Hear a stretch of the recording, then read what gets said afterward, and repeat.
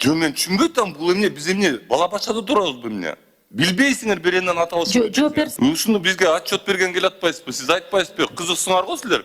Сиз окуганда эмес, сиз көрдүңүзбү? Макул, анда кайра даярданып келели, юристтерибиз даяр Жок, эмес кайра экен азыр. даярданып келбейсиз. Ушулбу? Ну, айтчы. Бияка келатканда кайсы ой менен келдиңиз? Урматтуу мекендештер, урматтуу айдоочулар. Эгер унааңыздарга газ койдуруш керек болсо, биз сунуштаган Автогаз газ жабдууларын орнотуу автосервисине келиңиздер. Бишкек шаары Жазыра көчөсү 58Б дареги. Тагыраак айтканда, Чортеков чоң көчөсү менен Ахунбаев проспектиси кесилишет. Бул жерге келсеңиздер, жанында май алмаштыруучу жай бар. Автогаз газ жабдууларын орнотуу ишканасы. Италиянын Тарелли деген редуктор, фильтр, форсунка компьютерлерин коюп берет. Принц деген эң сонун зору дагы бар. Каалаган унааңыздарды алып келиңиздер. Ушул жерде команда эң жакшы кылып сапаттуу коюп бермекчи. Кызматыңыздарда. Саламатсыздарбы? Негизи 109 беренен аталышы кандай?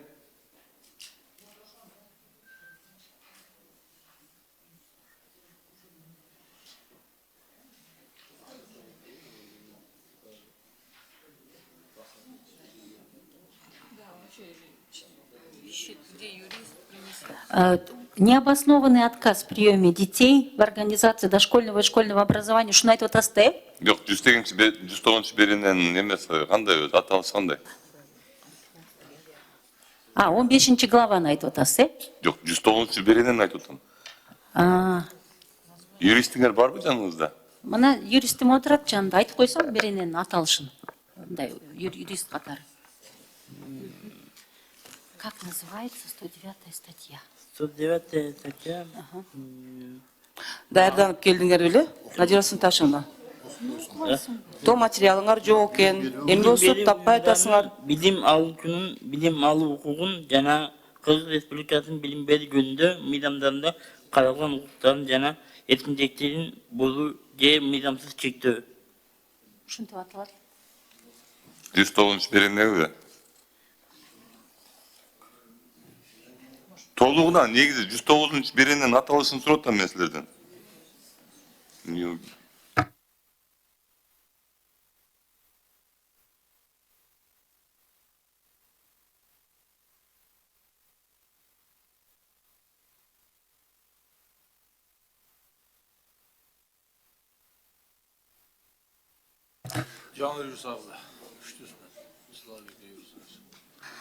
Надира Сынташевна, биз эми сөз сүйлөгөндө, сөз түрдө силер четко жооп беришиңер керек да, суроо берип атканда. Силер болсо 2 сааттан бери же материалыңар жок, издеп отурасыңар. Бул кандай бул даярдык? Силердин мыйзамыңарбы же кимдин мыйзамдары? Материалдарыбыз бар, Венера Калыбековна. Эмне үчүн анда суроо берип атат депутат? Силер жооп берип атасыңар.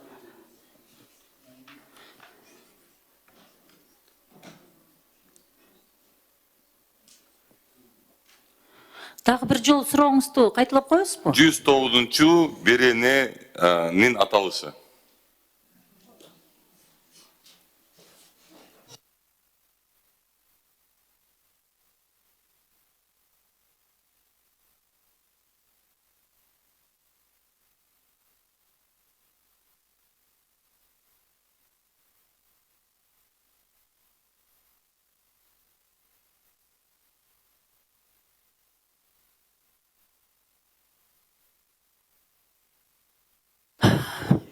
Башка сурооңуздарга жооп бере берейинби? Юристтер тактап атат азырынча. Жок, сиз ушу 109 берене менен келдиңер. Өзүңөрчү жаган кайсы суроого жооп берген атасыңар? 109.3 беренеге жанагы билим берүү уюмундагы ата-энелер билим алууга бөгөт койгон боюнча эмнени түшүндүрөт? Ошону айтсаңар. Эмне жөнүндө берене өзү? Шашпагыла, неме силер менен неме бүтөт экен баары. Биз шашпай эле, силер да шашпай эле. 1,5 саат убакыт берсек, табасыңар болуш керек буюрса.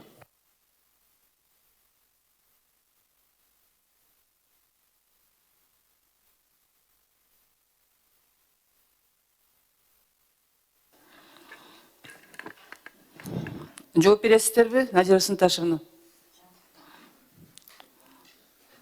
Син юристтерибиз издеп атат азыр ошол кодекстен. Эми уятта, Надира Сынташевна, өзүңөр ушул мыйзам менен келдиңер. Бул мыйзамды отуйдо силер билишиңер керек. Силер ошо 109га толуктоо киргизип атасыңар да, мындайча айткандачы. А 109 өз эмне экенин билбей атасыңар. Макул, анда кайра даярданып келели, юристтерибиз даяр Жок, эмес кайра экен азыр. даярданып келбейсиңер. Ушул жерден жооп бергиле. Юрист отурасыңар, зам министр отурасыңар, уятмы? Жооп бергиле. Негизи ушу качып кутулуп биздин мындай немеге карап мындай көндүңөр да. Силер кандай окубай келесиңер келе атпайбы?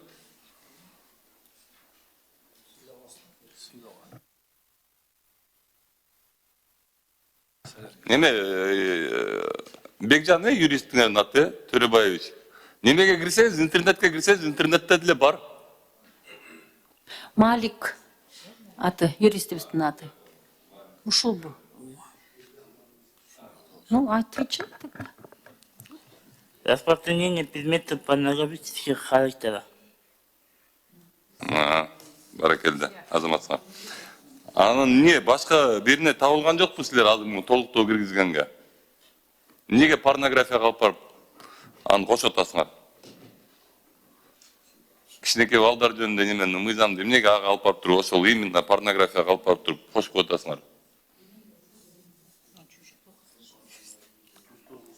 Надира Сынташевна, өзүңүз деле жооп бериңизчи, сиздин деле жумушуңуз да булчу. Жок, эми муну Юристиңерди көрдүк эми өзүңүз жооп бериңиз. биздин укукчулар ушул беренеге сунуштады. Неге? Эми мыйзамчылар, булар укукчулар айта албаса мен айта албайт экенмин аны эмне үчүн? Сиз замминистрсиз да, бул непосредственно сиздин жумушуңузда. Сиз ушуну бизге отчет берген келе атпайсызбы? Сиз айтпайсызбы? Кызыксыңар го силер. Сиз окуганда эмессиз, көрдүңүзбү? Жок, окугам, Минюстка баарына жөнөттүк. Эч бир госоргандан кандайдыр бир эме алган жокпуз. Азыркы маалында должностуңуз ким? Министрдин орун басарымын, мектепке чейинки билим берүү уюмдары Бияка боюнча. келатканда кайсы ой менен келдиңиз? Юристтер сизге жардам берет деппи, же кандай ой менен келдиңиз? Ооба, укукчуларыбыз мунун баарын иштеп чыгат. Мен болсо балдардын билим алуучуларын ошо бөгөт коюу боюнча Жөн, гана. неге сиз жогорку кеңешке келдиңиз анда? Ушул мыйзам боюнча келдим. А сиз эмне мыйзам боюнча келе атасыз дагы биринин өзүнүн аталышын билбейсиз? Биринин аталышын Сиз даярданып келдиңизби же жөн эле келип алдыңызбы? даярданып келдим. Укукчу туура атап берсин деп атам. Туура эле жооп болсун деп атам болгону. Жок, кызыксыз го сиз. Мен бир жерге мындай сиздин жумушуңуз менен бараткан болсом, ойлоп, жогорку кеңешке келип атасыңар да силер, ами? Силер бир нерсени унутуп калдыңар. Могул жер биз отурган жогорку кеңеш. Отуруңуз, Надира айым. Бул берене балдарга... Ой, кечирим сурайм. Надира Сынташевна, Бул жер деген сүйлөп атканда унчукпай туруңуз. Бул жер деген жогорку кеңеш. Жогорку кеңеш. Биз эл өкүлдөрүбүз биякта отургандарчы. Түшүнөсүңөрбү ошону? Түшүнбөй калдыңар силерчи. Айсулуу Дөлөтбековна мындай нерсеге. Биз силерге ушул жерге убакыт коротуп отуралыбы? Силер эмне келип туруп бизге эмне жөн эле бир нерсени окуп туруп эле кетип кала берсеңер болобу эмне?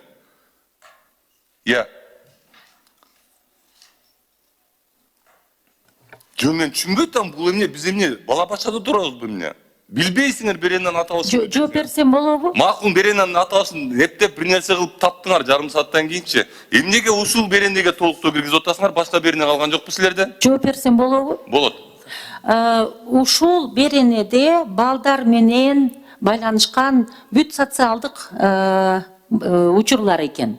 Ошон үчүн биздин укукчулар ушул беренеге толуктоо киргизип атат. Бардык мамлекеттик органдар бизге мындай сунуштарын гана берди. Ушул беренеге киргизген туура болот деди. Порнография боюнча беренегеби? Жок, бул беренеге эмес да. Беренедин 109-3 пунктуна киргизип атабыз да. Жок, ошо башка пункт калган жокпу силерге? Именно ошол 109 алып барып туруп порнография неме распространение порнографиянын үнөздөгү предметтерди жайылтуу боюнча алып барып туруп. Мисалы мына анда муну түшүндүрүп бергилечи, эмнеге Миргүл Өмүрзаковна мына 74-чү беренеге киргизип атат. 74 бир беренесине киргизип атат. Неге? Ал деле порнографияга алып барып киргизип койбойт беле? Ерлан Калчырович, ички иштер министринин орун басары сөз сурап атат. Сөз берип болчу. Албековна, саламатсызбы, урматтуу депутаттар, бир кичине амча мен образование юрист эмес болуп кичине түшүнүксүз болуп атышат жагы. Статья болуп, жаңылыкта берене болуп, беренеге прим болуп кирсе, бул ал 109 өзгөртүлгөн жок, бул 109 прим деген бул жаңы статья болуп кирип атат да. Анан ага эч кандай байланышы жок ал статьяга, булар аяккы статьяны алып эле, ошо главанын аяккы статьясын эле ошону түшүндүрө албай атышат да. Прим болуп киришкенде бул жаңы берене болуп кирет да, бул статьяга өзгөртүү кирилген жок 109га булар. Булар прим кылып жаңы статья киргизип атышат. Ошону түшүндүрө албай атышат да. Жок, Эркебек мырза, мен кабыл болуп атам аныча. Бирок Миргүл же башка эле статьяга киргизип атпайбы? Эмнеге ошого алып барып туруп такаш керек да?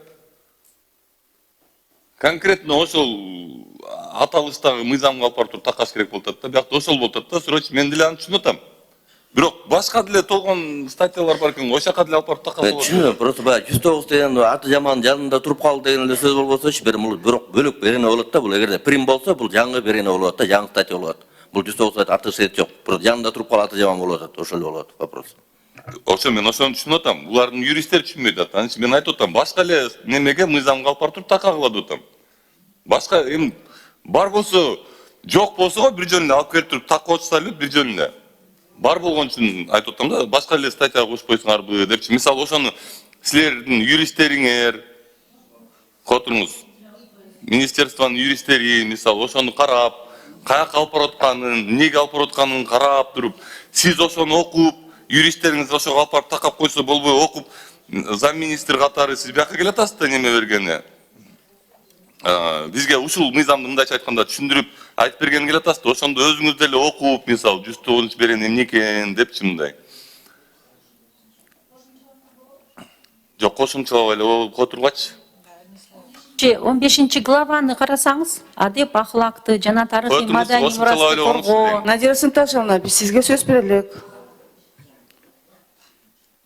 Силер мен баятан бери байкотам, силер бияка келаткандачы мындай жөн эле бир силер жогорку кеңеш катары кабыл албай калдыңар.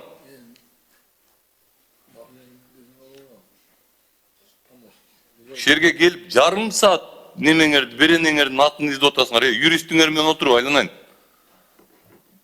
Юристиңер эмне иш кылат өзү? Бул жерде отурабыз депутаттар силердин алдыңарда. Же туура эмес айтып атам Венера Калмбековна. Баягыда дагы келип алып айтышты. Биз даярданып келеличи деди. Бүгүн да биз даярданып, андан мурун да айткан биз даярданып келеличи деп. Анда давайте бир ай өткөрбөй коелук, шашпай даярданолго.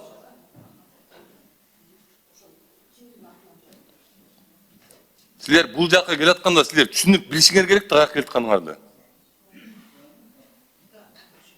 Ооба деп коесуңар дагы. Айсул Дөретбаковна, могу нерселерди эске алыңыз. Жөнөкөй суроолорго жооп бере албай атышат. Юрист менен келип, зам министр жөнөкөй суроого жооп бере албайт. А между прочим, министр образования.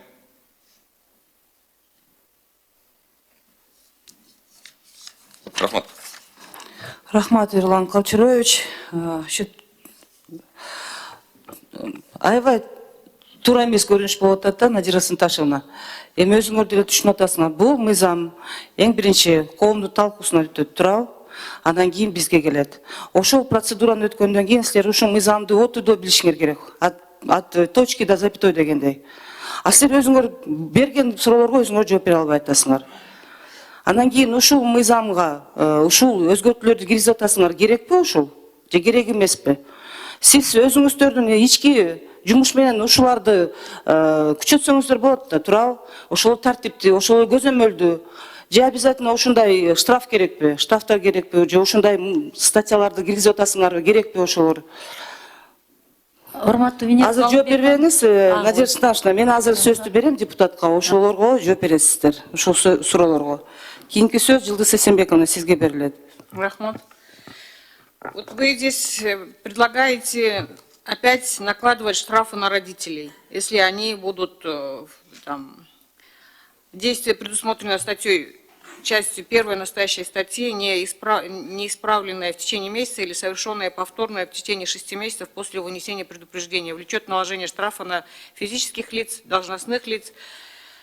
в размере 55 расчетных показателей, на юридических лиц 170 расчетных показателей. То есть вы сейчас хотите опять же наложить штраф на родителей. У нас в последнее время очень много штрафов. Это вызовет очень большой негатив со стороны населения. Я категорически против того, чтобы вы опять штрафовали население. Придумайте другие механизмы, чтобы родители вели детей в школу, и механизмы наказания какие-нибудь другие, кроме штрафов. С чего они будут платить эти штрафы? С какой зарплаты? У нас очень высокая зарплата. Жооп беріңіз, Надежда Саташевна. Хорошо. Эми буга чейин биз ар бир ошо ата-эне менен социалдык кызматкер, социалдык педагог, класс жетекчи, директор, жергиликтүү бийлик бирге иштечи да. Балдарга билим бериш керек, балдарды мектепке жибериш керек деп. Анан бирок президенттин жарлыгы чыкты 561. Ошо жерде так турат да, ар бир балага ошо бөгөт койбош керек эч ким деп. Ар кандай себептер менен балдарды кээде иштетип да жатат. Жана башка себептер болуп атат. Ошон үчүн башында сиз айткандай эле туура түшүндүрүү иштери, эскертүү. Анан бул такыр айла кеткен учурда да. Такыр ата-энелер такыр алып барбай койгон учурда. Мен анын баарын түшүнүп атам, но я категорически против штрафов. Какие другие механизмы разработаете?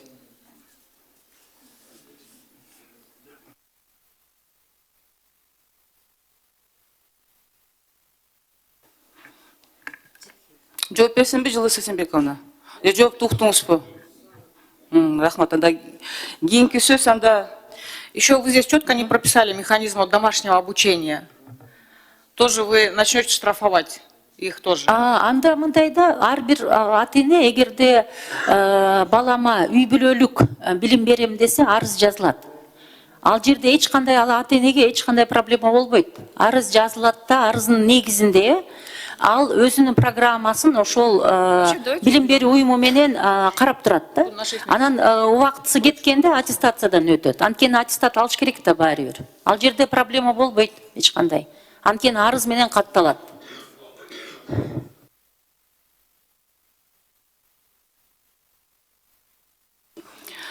Кийинки сөз Айсулуу Турузбековна сизге берилет. Чоң рахмат, Венера Калбековна. Надира Санташевна, вот здесь вот в статье 109, да, нарушение или незаконное ограничение прав на образование, предусмотренных законодательством Кыргызской Республики об образовании прав свобод обучающихся образовательных организаций. И по поводу необоснованного отказа в приеме детей в организации дошкольного, школьного